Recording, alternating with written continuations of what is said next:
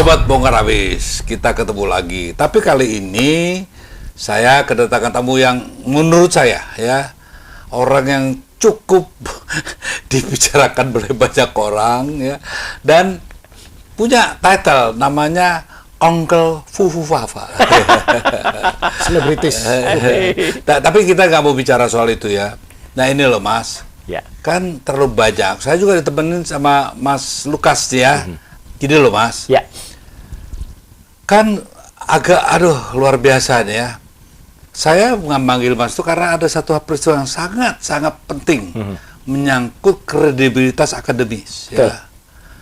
Saya kaget juga waktu saya dengar press conference-nya ada wakil rektor kalau nggak salah, ada dekannya mengatakan bahwa semuanya sudah digelar begini begitu, mereka sudah tahu ya, seolah-olah Mas Roy CS yang datang, Dr. Tifa, satu lagi siapa tuh?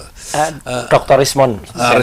Rismond datang, bahwa mereka bertiga ini melongo, kasarnya gitulah ya, dicitrakan begitu. Waduh, menurut saya kok ini sudah sementara. Waktu saya dengar press conference-nya sampean juga mengatakan nggak benar itu semua. Coba bayangkan institusi yang seharusnya jauh dari kebohongan, ternyata menurut bertiga yang saya dapatkan nggak benar. Ya. Jadi gini, coba deh Mas, kalau saya kan hanya mengira-ngira mana ini ya sebetulnya, tapi sampean pelakunya. Baik. Coba sampean ceritain yang betul-betul jelas, tidak ada dengan rasa kebencian. Ya. Monggo Mas. Terima kasih. Sebelumnya ada yang menarik waktu pembukaan Pak Eros tadi. Ya. Jadi kan menyebutkan bahwa angkelnya Fu Fafa. Hari ini kita tidak bicara itu. Memang tidak. Hari ini bukan tidak. Belum. Iya. Dia pasti akan dibicarakan dengan kasus yang sama. Berikutnya ya. Berikutnya. Karena itu justru lebih parah. Berlanjut Parah. SMA-nya nggak jelas. Yang di Singapura itu ijazahnya tidak seperti itu ya. Ijazahnya sebenarnya kan ngakunya dari Bradford. Tapi jadi ini maksudnya gen ini ya? Iya. Jadi ini ibarat film episode awal pertama ya? Pertama, terus nanti dia yang kedua. Terus yang dari Australia katanya S2. Dulu udah ditulis S2. Ternyata hanya matrikulasi aja nggak lulus. Nah, jadi clear itu nanti. Nah, sekarang kita bicarakan yang Universitas Gadjah Mada. Ya. Tempat di mana kami dulu, itu yang bertiga datang tanggal 15 April ke UGM. Itu alumni semuanya. Rata-rata S1 dan S2-nya UGM semua. Jadi kan nggak ada niat, Mas Eros, untuk kami itu menjelek-jelekan alma mater kita tuh nggak ada sama sekali. Kecuali tuduhan itu boleh lah kalau orang-orang yang pada cemeruit itu ya itu pada bilang, "Oh, ini mau jelek-jelekan UGM." Lawang kita tuh lulusan asli UGM kok. Kok malah mau jelek-jelekan UGM kan enggak asli gitu. Asli. Justru mau membersihkan nama ya. Justru membersihkan nama. Berarti kalau bilang asli berarti yang nggak asli. Ada yang nggak asli. Tadi ada yang bicara katanya benar, sudah digelar semua. Terus kami berempat waktu itu juga konfres ya, menyatakan kalau itu tidak benar. Kan berarti ada satu benar, dua benar, ada yang bohong dong berarti. Nah, ini yang menarik. Pengadilnya di mana? Yang tidak mungkin bohong, Pak Eros, pengadilnya itu adalah teknologi. Waktu pertemuan itu, terus terang loh ya, itu kami itu sebenarnya agak kaget juga. Karena begitu datang itu kan awalnya hanya diterima 5 orang. Ya, awalnya gitu. Terus kita minta, tapi karena ini sesuatu juga terjadi. Ketika pada jam yang ditentukan, yang bisa hadir di situ itu dari yang 5 orang itu hanya 3. Ya, karena yang lainnya ada kendala di perjalanan. Kendala itu ya boleh saya bilang itu ada rekayasanya gitu loh. Jadi dikendalakan supaya bisnya di stop di jalan, dibikin macet Pantura gitu. Jadi mereka nggak nyampe. Ada sebenarnya tokoh-tokoh yang ada di Jogja waktu itu. Ya, yang sebenarnya capable, Prof. Amin Rais, kemudian juga Pak Syukri Fadoli. Mereka sudah kami minta untuk masuk, nggak boleh. Jadi ini kan satu. Ya kalau gini loh Mas, kalau Mas Amin Rais nggak boleh itu bisa saya ngerti lah ya, bisa saya ngerti ya. Ya. Tapi kalau yang lain saya nggak tahu. Ya. Silakan. Intinya juga, pokoknya yang masuk hanya bertiga dan di situ itu kalau dikatakan dalam bahasa Jawa itu urek curang. Karena mereka datang itu belasan orang. Ya? Iya, ada wakil rektor. Ya memang rektornya nggak ada, tapi ada 2 wakil rektor, ya akademik dan kemahasiswaan. Ada dekan, ada guru besar 1 kehutanan, ada sekretaris rektorat, kemudian ada 11 orang itu mahasiswa-mahasiswa lama yang katanya itu teman-temannya waktu kuliah. kita nggak mempermasalahkan itu. Ya, mau 1.000 orang aja Nggak no problem. masalah. Nah, saya tadi ada pengadil yang harusnya netral. Itu siapa? Teknologi. Waktu itu kami tuh duga ketika masuk tuh ada kamera, ada 3 kamera, terus ada beberapa orang. Tuh saya kira tuh wartawan netral, wartawan bebas di luar, dan bahkan Dr. Resmond waktu itu ngira live gitu. Jadi streaming. Jadi orang-orang di luar tuh bisa nonton. Ternyata enggak sama sekali. Wow. Justru orang-orang janjinya begitu awalnya. Oh, jadi satu sudah ada awal dari upaya Untuk yang menutupi. Ya. Ya. Oke, Terus oke. semua yang ada di situ tuh ternyata wartawan internal, humas, Oh. UGM sendiri. Tidak boleh ada orang luar masuk, gitu. Nah, bahkan ketika kemudian itu direkam, pada akhir pertemuan itu ketika kami mendesak supaya ini rekamannya berikan, sampai detik ini saya ngobrol dengan Pak Eros dengan Pak Lukas ini nggak dikasih. Oh, jadi gini Mas, kalau sampai lanjutin Ya. lagi. Gini loh Mas ya. Tadi kan kita udah denger ya. Oke. Bayangkan ya, kalau UGM sudah mulai main politik begini, Nah, ini. kan mengerikan kan Betul. ya.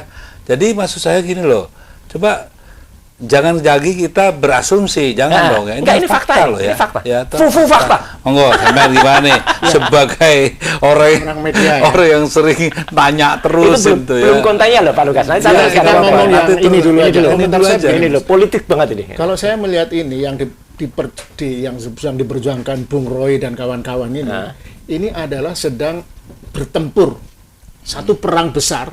Ada pihak-pihak yang ingin menutupi, Ya. berbohong. Nah, kemudian kawan-kawan ini sedang ingin membongkar kebohongan itu. Nah, ini perang wacana sebenarnya. Jadi ini bukan soal, pertama tentu benar tidaknya, palsu atau tidaknya, tapi lebih sekarang itu perang wacana ke publik. Ya, Jadi setuju. sedang dimenangkan, jangan sampai kebohongan yang menang. Nah, sayangnya dalam konteks ini, sementara ini kok UGM seperti itu kalau yang Itu. sayang sekali satu institusi ilmiah akademis kok tidak terbuka. Jadi ada kong kali kong apa ini? Itu Ya. yang sangat disayangkan. Nah, menurut saya kalau memakai analogi film, ini ada 3 film nanti soal ijazah Ijazah itu. sendiri. Satu X-File dulu. Ada misteri teka-teki yang nanti Ya. harus dibongkar. Betul. Kita dukung, Bang. Makanya bongkar habis. Nanti ada cara merespon Jokowi itu kayak mafioso, The Godfather.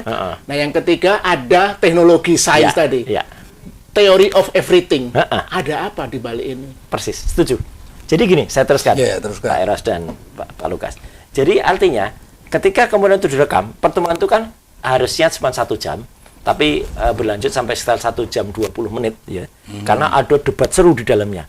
Nah, debat seru itu ada di film itu, di rekaman itu Apa harusnya. tuh garis besar Nanti apa? dulu. Ya. Jadi kami minta rekaman itu. Kalau rekaman itu ada, maka tampak tadi yang dikemukakan Pak Eros tadi ya di awal tadi yang katanya kami itu terdiam, terus pelongo-pelongo di dalam. Wah, itu kebalik. iya. Yang pelongo-pelongo itu mereka sebenarnya. Ketika apa?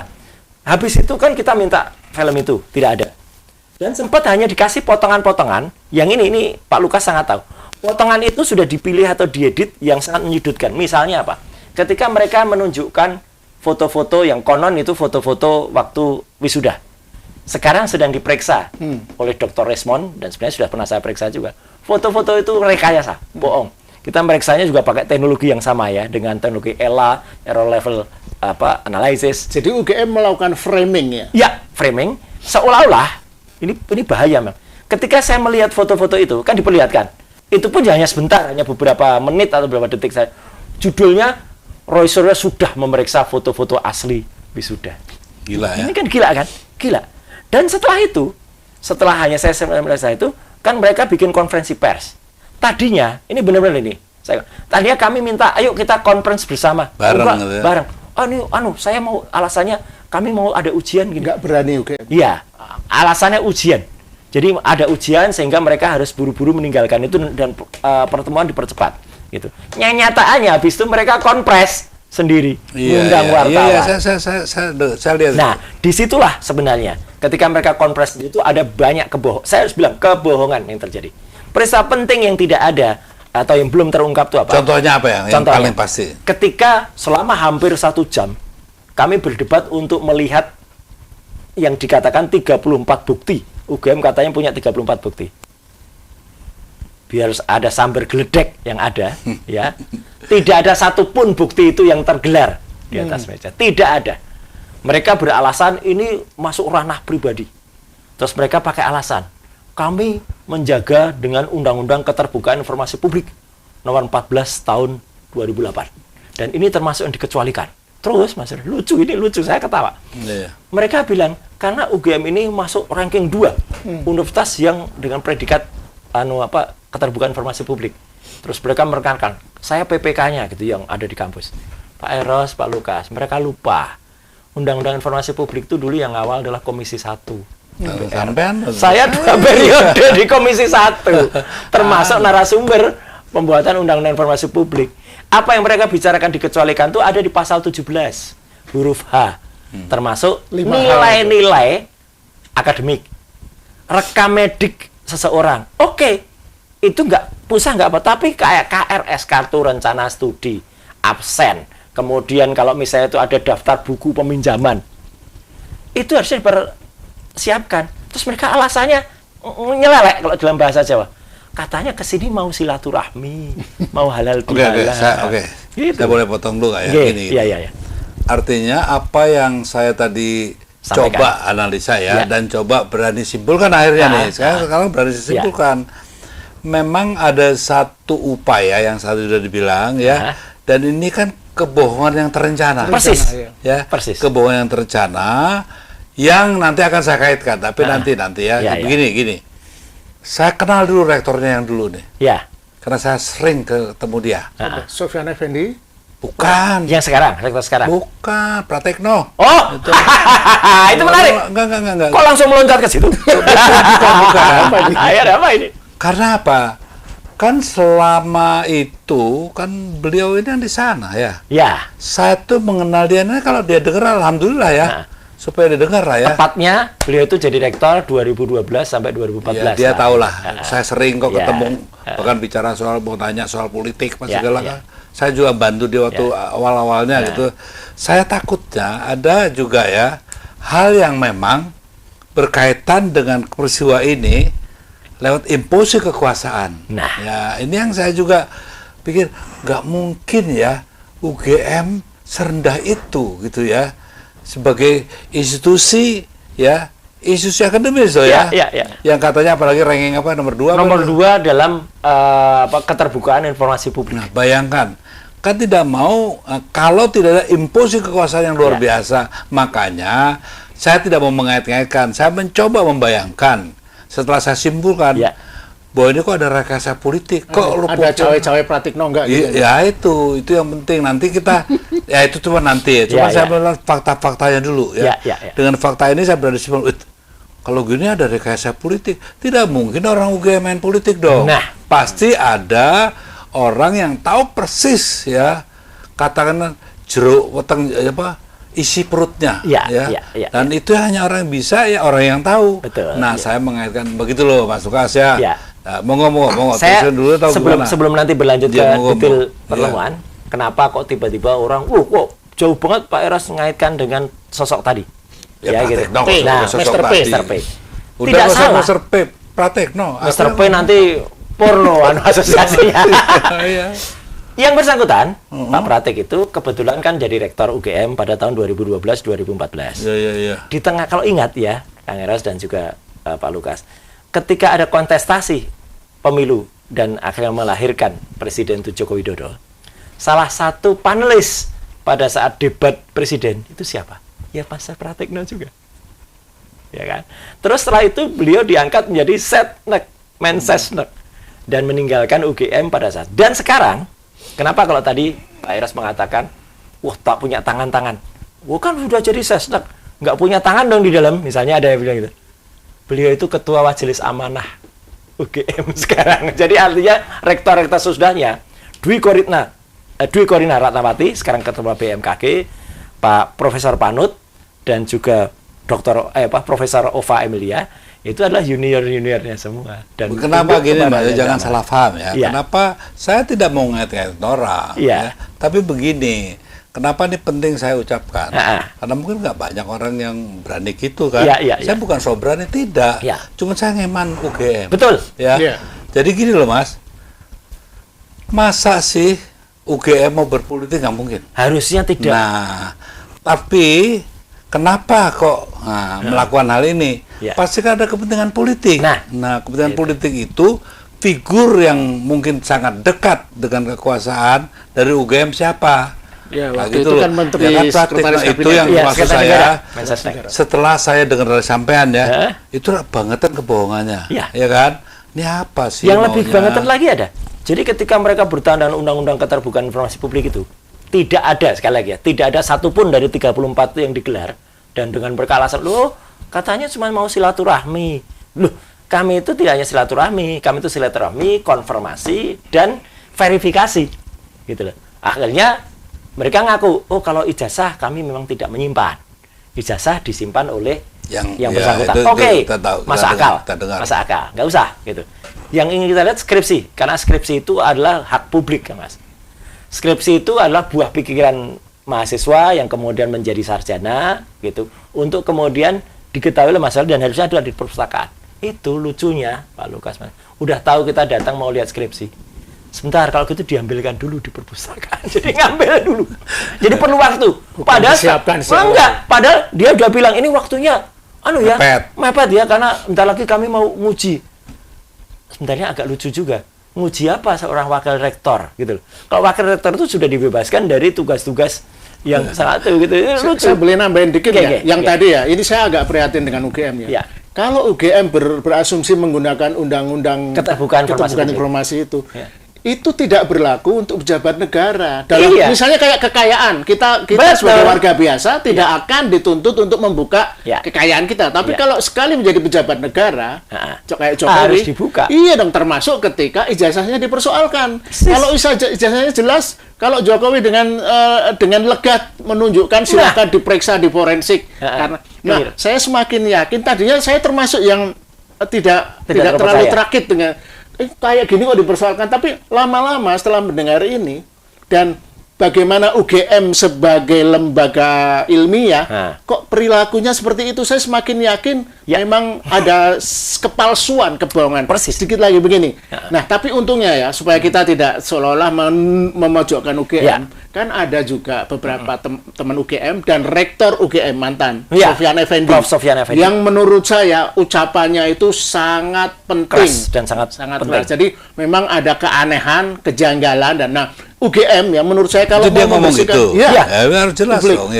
Pak Sofyan Effendi ngomong gitu, dan sebagai mantan rektor dia harus didengar, dan UGM harus mencari tim pencari fakta. Setuju. Untuk mengungkap itu. Jadi mereka yang terkait dengan ini ke Senat yang sekarang itu rektor dan wakil-wakilnya, karena mereka terpilih karena campur tangan master siapa tadi itu, Pak Tekno. Itu masih tidak boleh. Kita nggak boleh gitu dong. Tim pencari fakta harus lepas dari harus orang independen. Ya, saya setuju yang sebenarnya Pak Lukas nih. Jadi memang sudah ada internal orang dalam, ya, itu termasuk juga Pak Sofyan Effendi dan juga mantan rektor yang lain.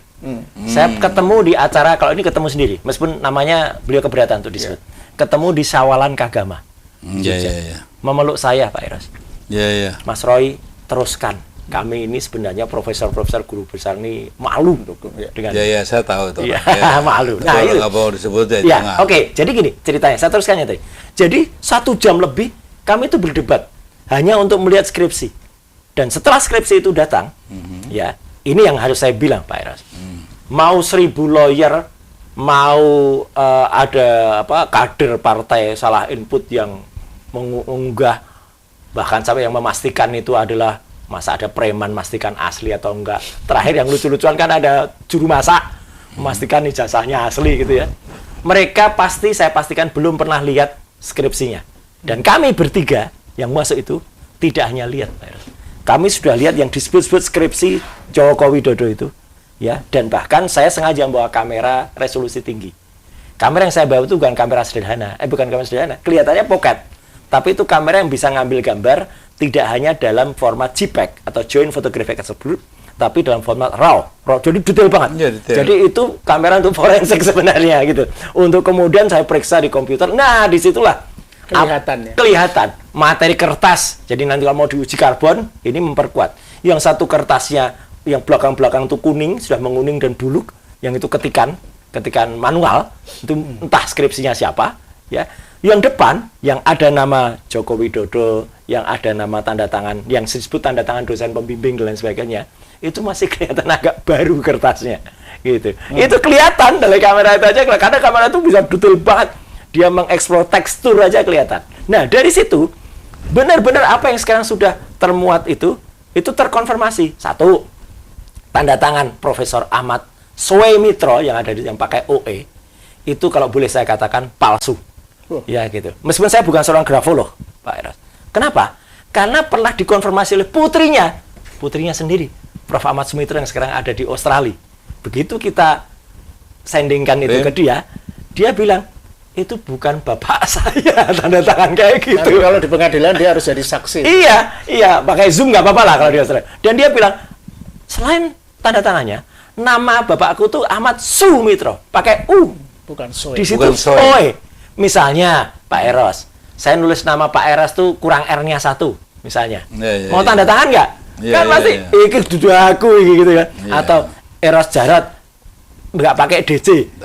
Pakai Y. Eros Yarot. Nah, gitu. Kan mesti nggak mau. Ini lucu. Kemudian ini yang fakta baru juga. Ya, begitu saya lihat lembaran kedua, yang ada itu nama-namanya, nama di situ Profesor Ahmad Soemitro sudah profesor. Di belakangnya, belum. Jadi masih doktor. Ini aja kan lucu. Pada saat yang sama, yang satu profesor, yang satu dokter. Berarti yang belakang itu dibuat dulu ketika masih doktor, ya. Yang ini baru ketika sudah profesor. Nggak ada tanda tangannya semua. Nggak ada nama jurusan, kosong. Kalau yang lainnya tuh nggak ada tangan, nggak ada tanggalnya. Padahal kan tanggal boleh-boleh aja kalau misalnya dikasih tangan. Tanda tangannya itu juga, kelihatan banget tanda tangan orang baru belajar tanda tangan. Padahal tanda palsu ya? Iya, palsu itu tanda tangan. Kalau tanda tangan aslinya itu tegas banget gitu. Nah, kemudian Pak Eros dan Pak Lukas dan juga mungkin pemirsa bongkar abis ini, ya. Kan kita berkali-kali dia diputarkan, dulu ada videonya Pak Jokowi itu bilang, ini loh pembimbing saya dulu namanya Kasmujo gitu. Kemudian dihadirkan orangnya. Gitu. Terus dia bilang, bolak-balik berapa kali gitu. Kemudian pulang gitu, wah galak banget gitu. Kita kalau bolak-balik dengan dosen bimbing itu kan yang bimbing skripsi kan gitu. Satu pun nama Pak Kasmujo itu nggak ada di skripsi itu. Jadi kan konyol gitu, konyol banget gitu. Kan biasanya kalau skripsi ada lembaran untuk ya. Terima kasih. Nah, iya, Profesor Ahmad Soemitro ditulis Dr. Ahmad Soemitro, ya. Kemudian dia ada nama Pak Kasmujo. Kemudian tidak ada yang penting banget itu apa? Yang disebut tidak ada lembar pengujian. Nah, itu yang saya maksud. Ya. Nggak ada tuh ya. Nggak ada. Sebab begini Mas, kalau tidak ada itu nggak salah. Belum pernah diuji. Iya loh. Lah kalau belum pernah diuji, kenapa bisa dapat ijazah? Ini yang paling lucu lagi, ribut, geger ketika itu terungkap. Terus akhirnya coba lihat yang lain. Emang nggak ada sampai nggak ada. Itu nggak ada ya. Nggak ada. Waduh. Akhirnya ada temennya, ada kok harusnya kayak gini loh. Terus dia nunjukkan, terus dikasih sama wakil rektor. Ini loh Mas, harusnya kayak gitu. Sampean dia lihatkan ya. Ya, yang pilih teman lain. Ya. Namanya Samiruddin Basori Tau, ya. Samiruddin dilihatkan. Plok. Begitu diperlihatkan, memang ada lembar pengujian, tapi hanya ada 1 tanda tangan di situ. Padahal harusnya ada 5 tanda tangan. Itu pun juga nggak ada tanda tangannya. Dan yang membagi lebih lucu lagi, kalau ini lucu boleh ketawa. Yang kita tanyakan kan lembar skripsi. Yang diberikan oleh Samiruddin Tau itu sebagai syarat untuk mendapatkan sebagai syarat untuk ujian tesis. Gila. UGM gitu loh. Universitas Gajah Mada gitu. Jadi itu kan perbuatan si pemalsu dong. Betul. Ini UGM-nya yang tidak teliti gitu. Artinya gini, Mas, kalau itu misalnya dibuat zaman dulu dengan mesin ketik manual kalau dulu, kan nggak mungkin harusnya skripsi tertulis tesis gitu, ngetik itu kan nggak mungkin. Jadi ini jelas copy paste. Ada template yang kemudian pas sudah diganti-ganti namanya, lupa nggak diganti itunya, harusnya tesis. Makanya Mas, kenapa nama tadi saya kaitkan gitu. Kenapa sih UGM ngotot banget gitu kan? Harusnya kan yang bersangkutan yang ngotot. Betul. Jadi saya bingung ini loh, ini apa nih? Nah pasti kan tidak mungkin institusi negara atau tangan negara, kekuasaan negara ya. Artinya ya, nggak mungkin lah UGM juga punya kepentingan sejauh itu. Masih gitu ada yang lucu lagi. Nah. Masih ada lagi Pak Eros dan Pak Lukas ya, meskipun ini sudah ada yang men-spill ya. Jadi ketika konpres itu, ya kalau memang niatnya ya tidak bagus ya, pasti ada aja kesalahannya. Jadi di konpres itu, wakil rektor itu, Bu Wening Udasmoro itu menugaskan. Jadi kami pastikan kalau Joko Widodo itu adalah mahasiswa Fakultas Kedokteran. Slip of the tongue. Slip of the tongue, oke. Tapi Prof Wening itu kan orang sastra. Iya. Kalau orang sastra dia bilang fakultas sastra, gitu mungkin ya ta? Wong dia orang sastra. Dia tuh bukan fakultas kedokteran.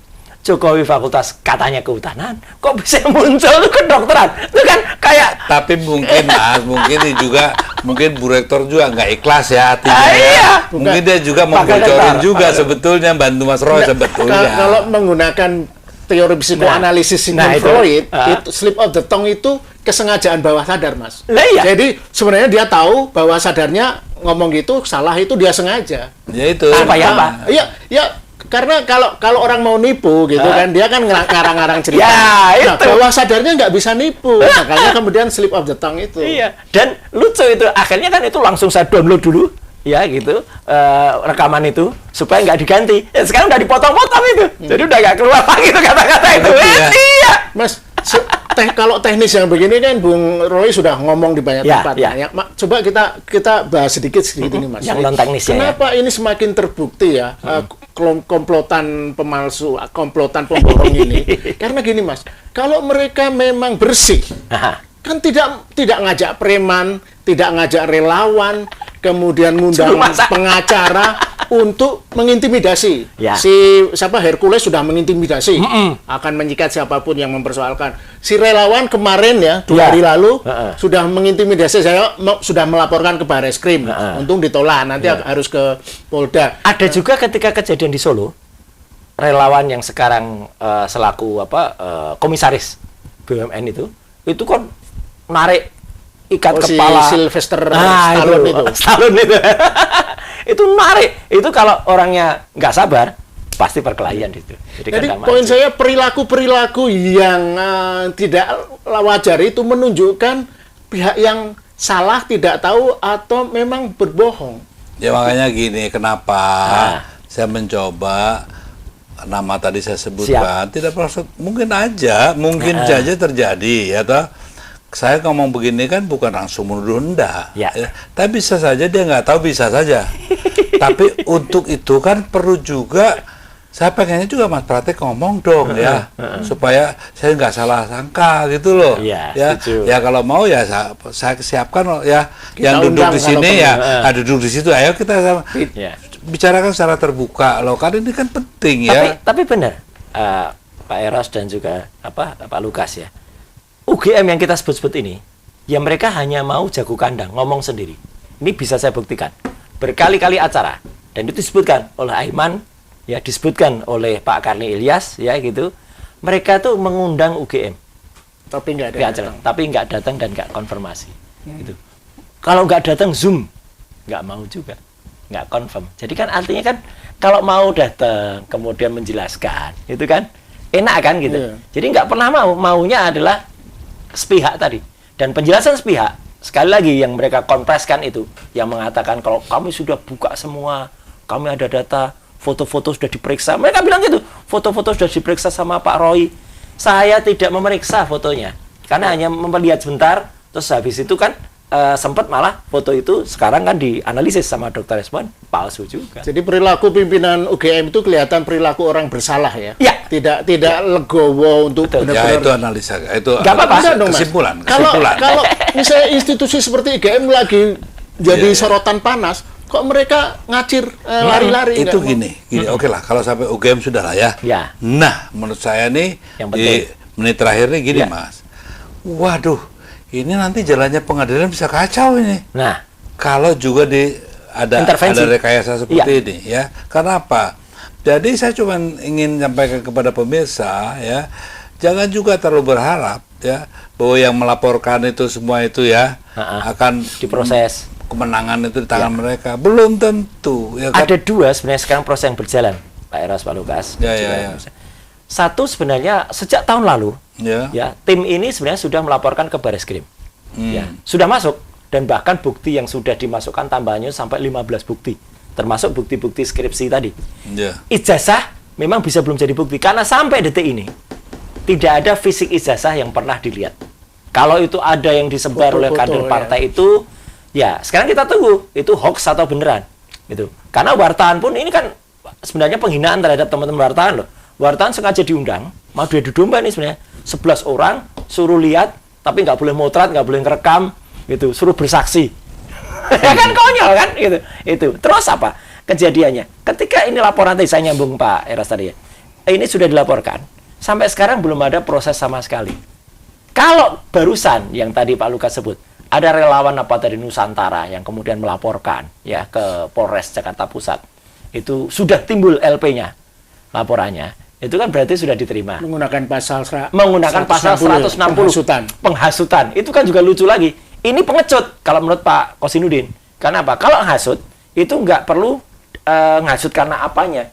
Dia kan mau lari nih, Joko Widodo ini mau lari dari dia terpaksa harus jadi saksi, gitu loh. Ijazahnya juga. Jadi pokoknya menghasut. Tapi jangan lupa masalah menghasut itu kan berlaku hanya untuk kekuasaan atau melawan negara. Atau pejabat negara yang... ini pejabat siapa yang dilawan? Ya, gitu saya kan? kebetulan kan waktu mahasiswa pernah diadili dengan pasal ini, penghasutan. Saya divonis 4 bulan waktu itu, Pak. Jadi saya tahu persis pasal 160, pasal-pasal hadsai artikelem, itu tidak bisa dipakai untuk kasus ini. Harusnya. Jadi ini harus kasus aduan pencemaran nama baik. Bisa Jokowi harus mengadu keluarganya atau Jokowi dan menunjukkan ini saya punya ijazah ini asli, ijazah saya dianggap palsu, maka orang-orang itu harus. Nah, bisa begitu. Jadi, yang lucu nanti jadi diadili itu keuntungan, kemenangan untuk Anda. Harusnya. Lucu lagi. Ini harus harus kita buka lagi ya. Kan ada kelompok yang namanya advokat dari Peradi Bersatu, yang itu mengadukan juga ke Bareskrim. Mereka alasan setelah keluar itu sebenarnya wajahnya udah beda mimiknya. Itu sebenarnya gesturnya kelihatan. Mereka bilang, oh kami tadi hanya konsultasi kok, kami tadi hanya supaya diarahkan menuju ke Polda. Itu namanya ditolak, gitu loh. Lokus deliktinya salah. Nah iya, jadi kalau iya kan mereka pasti bangga keluar nih LP-nya gitu. Oke, kita dengar semua ya. Pemirsa atau tapi gini. Ya, ngomong. Jadi betul, saya tidak worry ya, tapi juga tidak terlalu jumawa. Kekhawatiran Pak Eros, Pak Lukas, dan juga banyak orang yang mengkhawatirkan jangan-jangan nanti peradilannya sesat. Itu yang harus kita cermati, itu harus kita waspadai. Iya, karena dari sini aja udah kelihatan, yang harusnya nggak masuk aja dimasukkan. Yang harusnya itu nanti kalau misalnya nggak hadir dia nggak perlu hadir. Sampai dengan sekarang kan nggak pernna Jokowi hadir di persidangan apapun atau dengan ijazah. Begini lah Mas ya. Memang ini saya bilang kenapa menit terakhir begini. Setelah saya dengarkan kemudian saya percayalah ya. Sampai nggak mungkin juga mau bohong. Buat apa lu bohong ya kan? Apa untungnya bohong? Kalau bohong itu artinya cuma sentimen sama Jokowi loh. Kita ini sebagai warga negara dan kebetulan kita dekat dengan dunia akademis ya. Saya tidak mau marwah dari UGM yang sangat kita hormati ini tercemari hanya pada satu hal-hal yang sesaat aja nih kan. Sementara UGM kan kita harapkan hidup selamanya. Nah, itu yang harus juga dipikirkan. Ini mungkin ya sebagai penutup nih Mas ya, sebagai satu catatan untuk seluruh warga kita bernegara ya menghadapi proses pengadilan nanti. Ya. Karena gini Mas, waktu saya kan juga mewakili berapa menghadapi seorang konglomerat ya. Kalah terus. Kira kita punya data yang begitu hebat. Valid kalah. Nah, sama saya khawatir nanti ini juga akan terjadi kalau saya lihat ya. Yang segini aja sudah begitu rekayasa, apalagi yang nantinya kalau sampai yang nanti tuntutan itu dikalahkan, itu kan legitimasi. Kalau saya nggak terlalu khawatir Mas. Kalau saya membedakan seperti yang saya sebut tadi, pengadilan itu nanti kalau berlangsung itu pertempuran.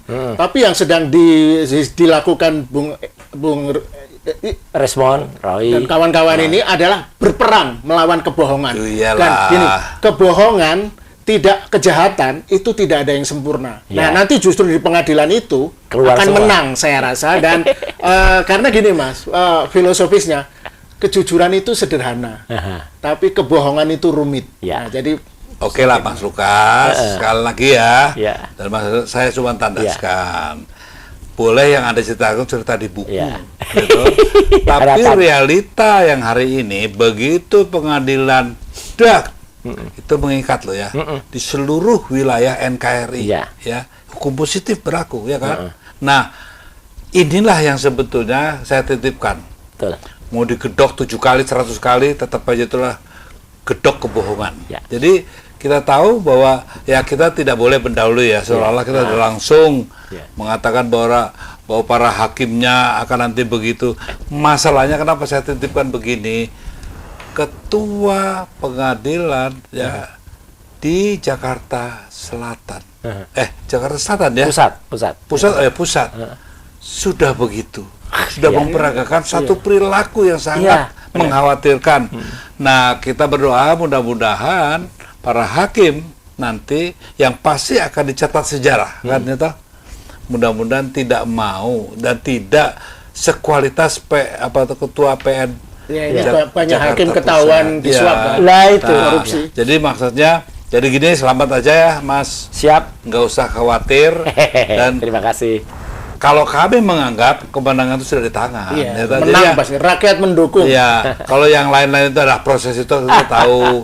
Dan juga saya titipkan, saya sangat berharap Mas Patik ya, datanglah ke sini ya, kita undang. Nah, tolong sampaikan yang dengar ini, sampaikan Mas Patik, sahabatnya Eros Jarot, mengundang beliau, karena saya mencintai UGM. Terima kasih. Dan beliau adalah mantan rektor UGM yang seharusnya cintanya double triple dari saya. Mas, boleh nggak ada pertanyaan terakhir untuk Ria? Jadi kalau ada skenario, kemungkinan 3 skenario soal ijazah itu gimana menurut saya? Misalnya apakah si Jokowi pernah kuliah tapi nggak lulus dan ya, kemungkinan kuliah ada.